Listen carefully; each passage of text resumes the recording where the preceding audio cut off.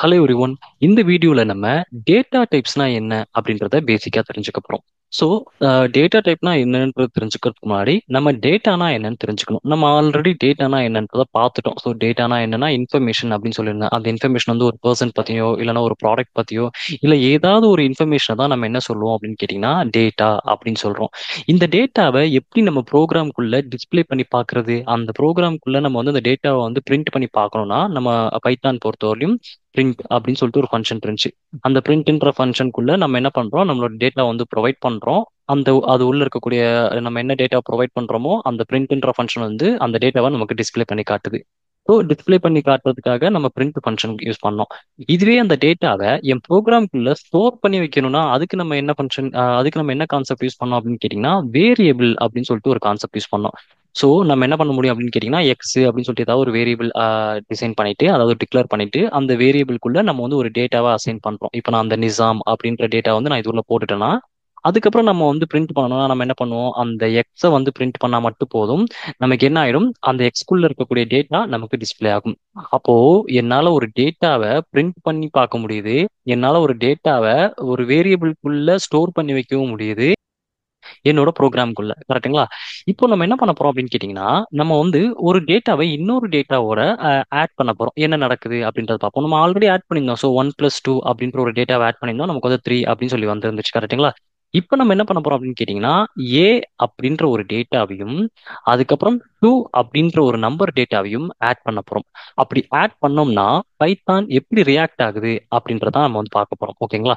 சரி, அதுக்கு நான் என்ன பண்ண போறேன் அப்படின்னு கேட்டிங்கன்னா, என்னோட பைத்தான் ப்ரோக்ராம் ஓப்பன் பண்ணிட்டேன். என்னோட கமெண்ட் ப்ராம்ப்ட் ஓப்பன் பண்ணிட்டேன். ஸோ என்னோட கமெண்ட் ப்ராம்ப்ட் ஓப்பன் பண்ணதுக்கப்புறம் பைத்தான் அப்படின்னு சொல்லி என்டர் பண்ணேன். ஸோ அப்படி என்டர் பண்ணதுக்கப்புறம் எனக்கு என்ன ஆச்சு அப்படின்னு கேட்டிங்கன்னா இந்த மாதிரி லாகின் ஆயிடுச்சு. ஸோ பைத்தான் அப்படின்னு சொல்லிட்டு நம்ம வந்து டைப் பண்ணோன்னே, ஸோ இப்போ நம்ம இதை ஒர்க் அவுட் பண்ணி பார்க்கணும்னா ஃபர்ஸ்ட் என்னோட கமெண்ட் ப்ராம்ப்ட் ஓப்பன் பண்ணிருக்கணும். என்னோட கமெண்ட் ப்ராம்ப்ட்ல பைத்தான் அப்படின்னு சொல்லி டைப் பண்ணிட்டு என்டர் அடிக்கணும். என்டர் அடிச்சிங்கன்னா இந்த மாதிரி உங்களுக்கு வந்துடும். இந்த மாதிரி வந்துருச்சுன்னா இந்த இடத்துல நமக்கு தேவையான கோடிங்க நம்ம வந்து எழுதிக்கலாம். ஓகேங்களா? சரி, இப்போ நம்ம என்ன பண்ணலாம்னு கேட்டிங்கன்னா கோட் எழுத ஆரம்பிக்கலாம். சரி, ஃபர்ஸ்ட் நான் என்ன பண்றேன் அப்படின்னு கேட்டிங்கன்னா, என்னோட இந்த இடத்துல போயிட்டு நான் வந்து பிரிண்ட் பண்ணணும்னு ஆசைப்படுறேன். ஃபர்ஸ்ட் நான் என்ன பண்றேன், பிரிண்ட்டுக்குள்ள ஏதாவது ஒரு டேட்டாவை டிஸ்ப்ளே பண்ண போறேன். ஸோ நிசாம் அப்படின்ற ஒரு டேட்டாவை நான் டிஸ்ப்ளே பண்றேன். டிஸ்ப்ளே ஆகுதா அப்படின்னு பாத்தீங்கன்னா எஸ், டிஸ்ப்ளே ஆகுது. சரி, பிரிண்ட்டுக்குள்ள இப்ப நம்பர் டிஸ்ப்ளே ஆகுதா அப்படின்னு பார்ப்போம். 1 2 3 அப்படின்றத கொடுத்து என்டர் பண்றேன். எஸ், 1 2 3 நமக்கு டிஸ்ப்ளே ஆகுது. சூப்பர், ரெண்டுமே பர்ஃபெக்டா ஒர்க் ஆகுது. இப்போ நம்ம வந்து என்ன பண்ண போறோம் அப்படின்னு கேட்டீங்கன்னா பிரிண்ட்டுக்குள்ள இந்த 1+1 அப்படின்னு சொல்லி கொடுக்குறேன். என்ன நடக்குது அப்படின்றத பார்ப்போம். 1+1 கொடுத்தோம்னா நமக்கு வந்து 2 அப்படின்னு சொல்லிட்டு பிரிண்ட் ஆகுது. சூப்பர். இதுவே பிரிண்ட்டுக்குள்ள ஒரு கேரக்டரையும், அதாவது இந்த தடவை நம்ம என்ன பண்ணிருக்கோம் அப்படின்னு கேட்டீங்கன்னா இந்த பிரிண்ட்டுக்குள்ள இதுவும் ஒரு நம்பர், இதுவும் ஒரு நம்பர், இதுவும் ஒரு நம்பர், ரெண்டு நம்பரையும் நம்ம வந்து பிளஸ்ன்ற சிம்பிள் கொடுக்கும்போது என்ன நடக்குது அப்படின்னு கேட்டீங்கன்னா அடிஷன் ஆகுது, ஆட் ஆகுது. ஓகேங்களா? இப்போ ரெண்டு இடத்துல கேரக்டர் கொடுத்துட்டு நடுவில் பிளஸ் கொடுத்தா என்ன நடக்குது அப்படின்றத பார்க்கலாமா? ஸோ இப்போ நான் என்ன பண்றேன் அப்படின்னு கேட்டீங்கன்னா என்னோட பிரிண்ட் அதே ஃபங்க்ஷனுக்குள்ள வந்துக்கிறேன். இந்த ஃபங்க்ஷன் உள்ள வந்துட்டு ஒரு ஏ வச்சுக்கிறேன், நடுவில் பிளஸ் கொடுத்துக்கிறேன், அதுக்கப்புறம் அகைன் பி வச்சிருக்கேன். இப்போ நான் கொடுத்துட்டு என்டர் அடிக்கிறேன். என்ன நடக்குது அப்படின்னு பார்த்தீங்கன்னா ஏவையும் பியையும் நமக்கு என்ன பண்ணி காமிச்சிருக்கு அப்படின்னு கேட்டீங்கன்னா ரெண்டுத்தையும் ஆட் பண்ணி காமிச்சிருக்கு. அதாவது ஏ பி அப்படின்னு சொல்லிட்டு ஒன்னு சேர்த்து ரெண்டுத்தையும் வந்து கம்பைன் பண்ணி காமிச்சிருக்கு. ஸோ டிஃபரன்ஸ் புரிஞ்சுக்கணும். நம்பரையும் நம்பருக்கும் நடுவுல நம்ம வந்து பிளஸ் போட்டோம்னா அப்போ என்ன நடக்குதுன்னு கேட்டீங்கன்னா அடிஷன் நடக்குது. ஒரு கேரக்டருக்கும் நடுவுல பிளஸ் போட்டோம்னா என்ன நடக்குது அப்படின்னு கேட்டீங்கன்னா கம்பைன் ஆகுது. ஒரு டேட்டாவும் இன்னொரு டேட்டாவும் கம்பைன் ஆகுது. ஓகேங்களா? இப்போ ஒரு நம்பரையும் ஒரு கேரக்டர் இந்த ரெண்டு பேருக்கு நடுவுல பிளஸ் போட்டா என்ன நடக்குது அப்படின்றது தெரிஞ்சுக்கலாமா? இப்போ நான் என்ன பண்ண போறேன் அப்படின்னு கேட்டீங்கன்னா என்னோட பிரிண்ட்ன்ற ஃபங்க்ஷனுக்குள்ள ஏ எழுதிக்கிறேன். ஸோ நான் ப்ளஸ் கொடுத்துட்டு 1 கொடுக்குறேன்.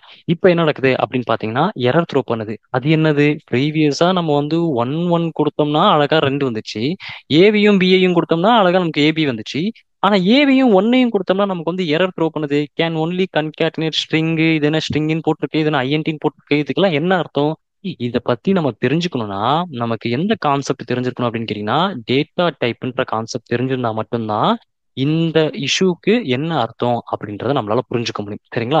ஸோ அதுதான் நான் வந்து இங்க கொடுத்துருக்கேன். இப்போ இன்கேஸ் நமக்கு வந்து பிரிண்ட்ல தான் இந்த எரர் வருது, சில பேர் நினைப்பாங்க பிரிண்ட்ல நம்ம வந்து இதை போட்டதுனால இந்த எரர் வருது, ஒருவேளை வேரியபிள் இதை நம்ம டிக்ளேர் பண்ணிட்டு அதுக்கப்புறம் இதை போட்டா நமக்கு வந்து எரர் வந்திருக்காது அப்படின்னு நினைச்சிட்டு வேரியபிள டிக்ளேர் பண்ண ட்ரை பண்ணலாம். இப்போ நான் என்ன பண்றேன் அப்படின்னு கேட்டீங்கன்னா இங்க போயிட்டு எக்ஸ்ன்ற வேரியபிள்ல வந்து ஏவ எக்ஸ்ன்ற வேரியபிள்ல வந்து ஏவ கொடுத்துட்றேன். ஓகேங்களா? என்டர் அடிச்சிடுறேன். ஒய்ன்ற வேரியபிள்ல வந்து ஒன்னு கொடுத்துட்றேன். என்டர் அடிச்சிடுறேன். இப்ப எக்ஸ் ஏ இருக்காரு, ஒய்ல ஒன்னு இருக்காரு. இப்ப நம்ம வந்து பிரிண்ட் பண்ண ட்ரை பண்ணலாம். ஸோ பிரிண்ட் பண்ணும்போது நான் என்ன பண்றேன்னு கேட்டீங்கன்னா எக்ஸ் பிளஸ் ஒய்ன்னு கொடுக்குறேன். நல்லா ஞாபகம் வச்சுக்கோங்க. பாத்தீங்கன்னா வேரியபிள பிரிண்டிங் ஸ்டேட்மெண்ட்ல கொடுக்கும்போது டபுள் கோட்ஸ் கொடுக்க கூடாது. ஸ்ட்ரிங்குக்கு மட்டும்தான், அதாவது கேரக்டருக்கு மட்டும் தான் டபுள் கோட்ஸ் வரும். ஓகேங்களா? வேரியபிளுக்கு டபுள் கோட்ஸ் வராது. அதே மாதிரி நம்பருக்கு பிரிண்ட் ஸ்டேட்மெண்ட்குள்ள கொடுக்கும்போது டபுள் கோட்ஸ் வராது. ஓகே, இப்போ நம்ம வந்து என்ன பண்றோம் அப்படின்னு கேட்டீங்கன்னா என்டர் அடிச்சு பார்ப்போம். இங்க என்ன மாதிரியான ரியாக்ட் ஆகுது அப்படின்றத என்டர் அடிச்சு பார்க்குறேன்.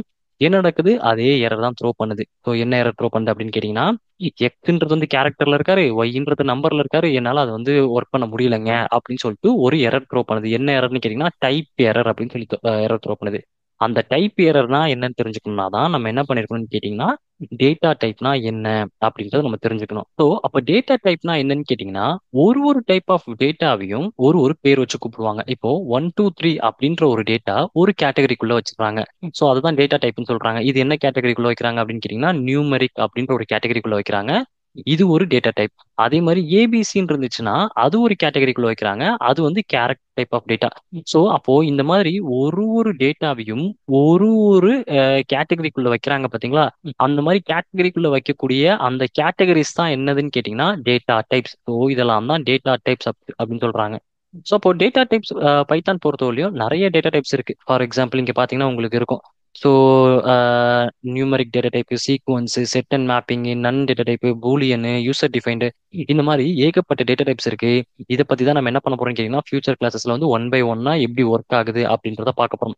ஸோ இந்த டேட்டா டைப்னு சொல்லிட்டு சில ரூல்ஸ்லாம் இருக்கு. ஸோ நீங்க ஒரு நம்பர் டேட்டாவை இன்னொரு நம்பர் டேட்டா கூட மட்டும்தான் ஆட் பண்ண முடியும். ஒரு கேரக்டர் டேட்டாவை இன்னொரு கேரக்டர் டேட்டா கூட மட்டும் தான் ஆட் பண்ண முடியும். ஒரு நம்பர் டேட்டா எடுத்துட்டு போயிட்டு ஒரு டெக்ஸ்ட் டேட்டா கூட நீங்க வந்து ஆட் பண்ண ட்ரை பண்ணீங்கன்னா உங்களுக்கு எரர் தான் த்ரோ பண்ணும். ஓகேங்களா? ஸோ இந்த வீடியோவில் நம்ம டேட்டா டைப்ஸ்னா என்ன அப்படின்றத வந்து பேசிக்காக தெரிஞ்சுக்கிட்டோம். ஸோ நெக்ஸ்ட் வீடியோவில் நம்ம வந்து ஒரு ஒரு டேட்டா டைப்லையும் போயிட்டு இன்டெப்த்தாக நம்ம வந்து ஒர்க் அவுட் பண்ணி பார்க்க போகிறோம். ஸோ இந்த வீடியோ உங்களுக்கு பிடிச்சிருந்துச்சுன்னா இந்த வீடியோ ஒரு லைக் பண்ணுங்க. இதே மாதிரி நிறைய வீடியோஸ் நீங்கள் பார்க்கணும்னு ஆசைப்பட்டீங்கன்னா என்னோட யூடியூப் சேனலை சப்ஸ்கிரைப் பண்ணி வச்சுக்கோங்க. தேங்க்யூ ஃபார் வாட்சிங் திஸ் வீடியோ.